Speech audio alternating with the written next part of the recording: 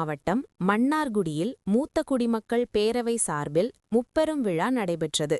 இந்த விழாவில் 75வது அடைந்தவர்களை கௌரவிக்கப்பட்டு BMD பரிசோதனை இலவசமாக அளிக்கப்பட்டது. பின்னர் மூட்டு அறுவை சிகிச்சை நிபுணர் டாக்டர் முகேஷ் மோகன், முதியவர்கள் மற்றும் மூட்டு வலி உடையவர்கள் வலி வந்தால் உடனடியாக மூட்டு அறுவை சிகிச்சை உடனடியாக செய்யக்கூடாது, வலிக்கான காரணத்தை தெரிந்து முறையான சிகிச்சை பெற்றுக்கொள்ள வேண்டும் என செயல்முறை விளக்கத்துடன் விளக்கினார். இதையடுத்து அறுவை சிகிச்சை நிபுணர் டாக்டர் மோகன்ராஜ் கூறுகையில், மூட்டுவலி இடுப்பு வலி மருந்துகளை அதிகமாக உபயோகப்படுத்துவதினால் டெல்டா மாவட்டத்தில் அதிக அளவில் கிட்னி பிரச்சினை உருவாகியுள்ளது.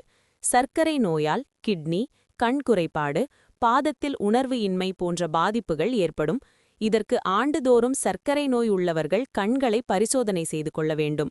முறையாக உடலை பராமரிக்காவிட்டால் சர்க்கரை நோய் பாதிப்பினால் பாதத்தில் புண் ஏற்பட்டு 25% உயிரிழந்து விடுகின்றனர்.